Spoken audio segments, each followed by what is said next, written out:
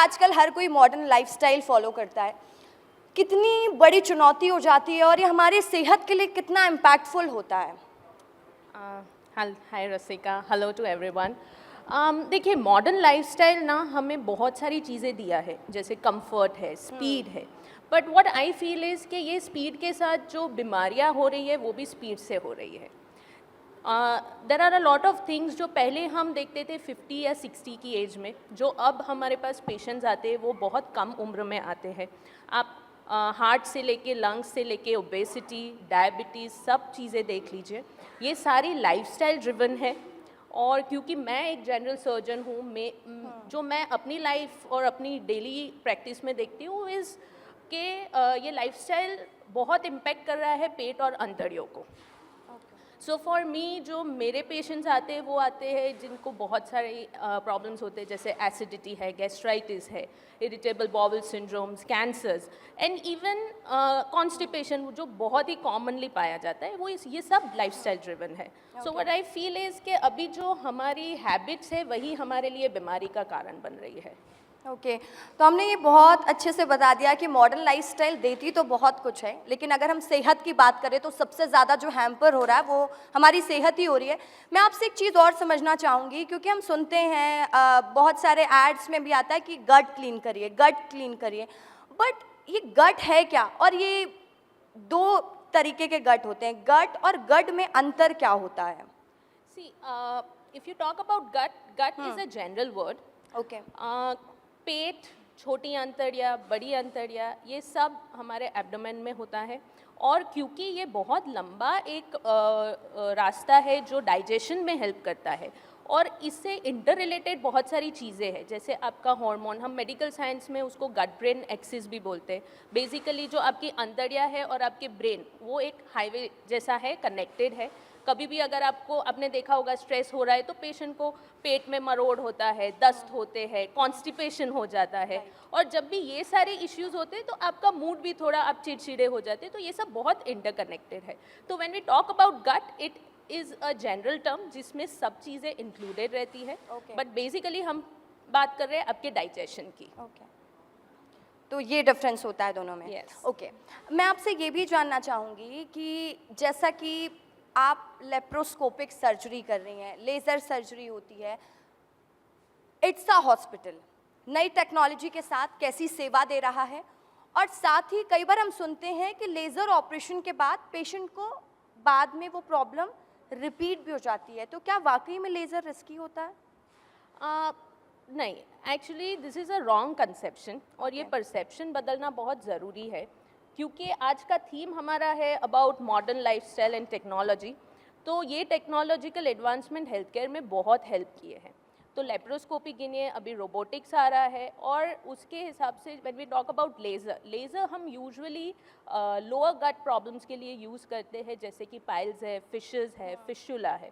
तो ऐसा नहीं है कि लेज़र के बाद रिकरेंस है या रिस्की है, रादर ये ऐसी टेक्नोलॉजी है जिससे हम पेशेंट्स को बहुत फास्टर रिकवरी दे सकते हैं, एक पेन फ्री एक्सपीरियंस होता है, और जिससे वो लोग सालों से सफ़र कर रहे हैं वो चीज़ एक दिन में उनके लिए सॉल्व हो जाती है, और उसके लिए उनका क्वालिटी ऑफ लाइफ बहुत इम्प्रूव होता है। तो recurrence does not depend on laser, it depends on आप कौन से स्टेज में ट्रीटमेंट लेने जा रहे हो। यस। ओके तो ये इसका इम्पैक्ट होता है। ये भी आप बताइएगा कि जैसे आपने पाइल्स को लेकर बात की, जब हम ये बात करते हैं ये प्रॉब्लम महिलाओं में होती है तो वो बहुत अनकंफर्टेबल हो जाती हैं। डॉक्टर्स को लेकर भी एक बहुत वो होता है कि आप मेल डॉक्टर्स के पास नहीं जा सकते, वो एक कंफर्टनेस नहीं आता है। तो ये कितनी बड़ी चुनौती है आप लोगों के लिए भी? रसिका, आई विल टेल यू, ये बहुत बड़ा चैलेंज है, और हम जैसे टैबू वर्ड यूज़ करते हैं। तो when we talk about lower gut problems जैसे कि पाइल्स, फिशर्स, ये एक टैबू में गिना जाता है। तो महिलाएं एक दूसरे के साथ भी वो शेयर नहीं करती, और आप मानेंगे नहीं, 90% ऑफ फीमेल पेशेंट्स जो मेरे पास आती है वो मेरे को यही स्टोरी बताती है कि मैम हम सालों से इससे सफ़र कर रहे थे, वी कुड नॉट फाइंड एक फीमेल सर्जन, और उसके लिए हम वेट कर रहे थे, और अब आप मिले हो तो आप हमको ठीक करके दो।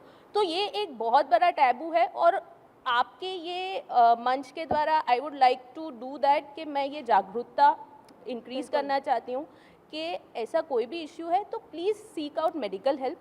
आप अंदर ही अंदर सफ़र करेंगे, वो चीज़ें बढ़ती जाएगी। और अब हमारे पास फीमेल सर्जन्स भी है, फीमेल डॉक्टर्स भी है, and doctor is gender neutral, आप मेल लीजिए या फीमेल लीजिए, but we have all the facilities available, तो उससे शर्माना नहीं चाहिए और we should address that issue. बिल्कुल, बट ये एक चैलेंज तो है ही। आप देखिए कि आप अपन इस पर बात कर रहे हैं और आपने कहा कि इस पर जागरूकता पर काम होना चाहिए, तो क्या इट्सा हॉस्पिटल इसकी जागरूकता के लिए कोई काम कर रहा है? So yes, what we are trying to do is हम अवेयरनेस कैंप्स कर रहे हैं, और हम पेरिफेरीज जैसे विलेजेस है जहाँ सबसे ज़्यादा ये इश्यूज पाए जाते हैं और फीमेल्स बहुत सफ़र कर रहे हैं, वहाँ जाके मैं personally I am trying to drive awareness camps, जहाँ हम फीमेल्स को जो टॉयलेट हाइजीन है उसके बारे में बताते हैं और क्या प्रॉब्लम्स हैं और उसका कितना इजी सोल्यूशन है if you seek out at the right time, वो हम ट्राई कर रहे हैं अवेयरनेस क्रिएट करने का। आपने इस पर एक बात कही कि फीमेल्स में एक हाइजीन को लेकर भी बहुत स्पेशल केयर करनी पड़ती है, तो इससे रिलेटेड कितनी प्रॉब्लम महिलाओं को होती है और कितना ज़रूरी है उनको बहुत ज़्यादा ध्यान रखना?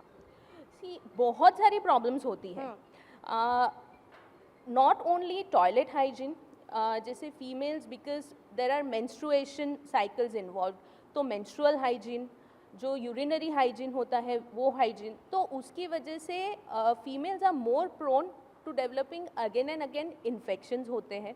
तो ये सब जब नहीं पता रहता है, एक रियल ट्रू नॉलेज नहीं मिलता है, अभी सोशल मीडिया में बहुत सारी इन्फॉर्मेशन अवेलेबल है, पर क्या सही है क्या गलत ये बताने वाला कोई नहीं है। तो व्हाट आई फील इज़ कि अगर आप एक बराबर इंसान के पास जाओगे जो आपको हेल्प करे समझने के लिए, तो हम ये सब चैलेंजेस को ओवरकम कर सकते हैं। Right. और फीमेल्स के लिए इट इज़ वेरी इंपॉर्टेंट। बिल्कुल। और ये आपने बताया कि जैसे इट्सा हॉस्पिटल में भी रोबोटिक सर्जरी हो रही हैं और नई टेक्नोलॉजीज़ के साथ काम हो रहा है, तो ये सेफ़ है? So right now we are working with laparoscopic surgery and laser surgery. Robotic is going to come, but that said, her modern innovation को एक चैलेंज मिलता है।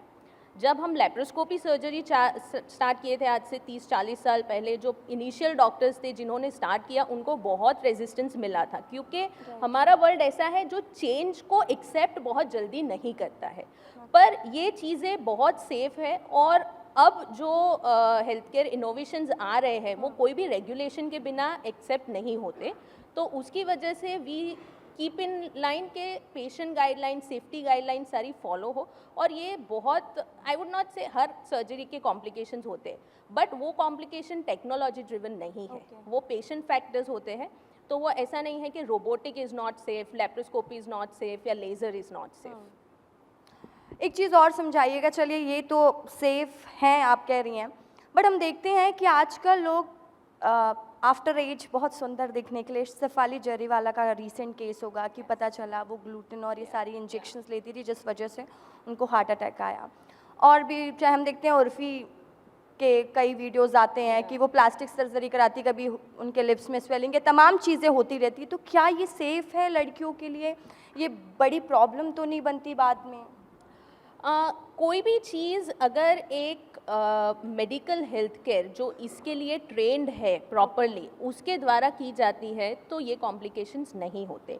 पर जैसे मैंने बताया, सोशल मीडिया से बहुत इन्फ्लुएंस हो रहे हैं आज की generation, we live on social media, और जितने अनलाइसेंस्ड एस्थेटिशियंस है, अगर आप उनके पास जाके ट्रीटमेंट ले रहे हैं तो हाँ डेफिनेटली कॉम्प्लिकेशंस रहेंगे और ये सारे चीज़ें इज़ वेरी अनसेफ। तो my only message here is कि आप अगर एक लाइसेंस्ड प्रैक्टिशनर के पास जाके ये सारी ट्रीटमेंट्स ले रहे हैं, देखिए सुंदर दिखना किसको नहीं पसंद, और अब हमारे पास है चीज़ें, इतना हमने डेवलपमेंट किया है कि हमको पता है कि सेफली कैसे एनहांस करते हैं खुद की ब्यूटी को। तो इफ़ यू फॉलो दैट, और अगर आप एक लाइसेंस्ड एस्थेटिशियन या लाइसेंस्ड प्लास्टिक सर्जन के पास ये सब करवाते हो तो ये सारी बहुत सेफ प्रोसीजर्स हैं। मेरा आखिरी सवाल आपसे रहेगा, आप क्या फील करती हैं छत्तीसगढ़ में अगर हम स्वास्थ्य के क्षेत्र में बात करें तो क्या क्या चुनौती हैं मेडिकल सेक्टर में, और उसका सुझाव आप क्या देंगी? सी छत्तीसगढ़ एंड आई थिंक पूरे इंडिया में ये चुनौतियाँ रहती है, क्योंकि मैं एक सर्जन हूँ, मैं आपको एक सर्जन पॉइंट ऑफ व्यू से ये बताना चाहूँगी कि it is not about Indian और छत्तीसगढ़ी और रायपुर के लोग, इट्स अ ह्यूमन नेचर कि सबको सर्जरी से डर लगता है। तो कभी भी हम अभी ऐसे टाइम में हैं, ऐसे एरा में हैं जिसमें हमको लग्जरी पे स्पेंड करना उतना बुरा नहीं लगता, पर हाँ हेल्थ केयर में या हमको कुछ हो गया, खुद की बॉडी को हम निगलेक्ट कर रहे हैं। तो ये अभी भी चैलेंज है और शायद थोड़े सालों तक रहेगा। हमको ये सीखना पड़ेगा कि हमारी हेल्थ को और खुद को प्रायोरिटाइज कैसे करें और उसके लिए कैसे काम करें। और बिल्कुल, और हमारी सेहत की रक्षा हम खुद कर सकते हैं, कोई और नहीं। हैं। बहुत Exactly. शुक्रिया डॉक्टर झील विस्तार Thank ने you उसके so इस much, खास Rasika. कार्यक्रम में आने के लिए और अपनी बात रखने के लिए।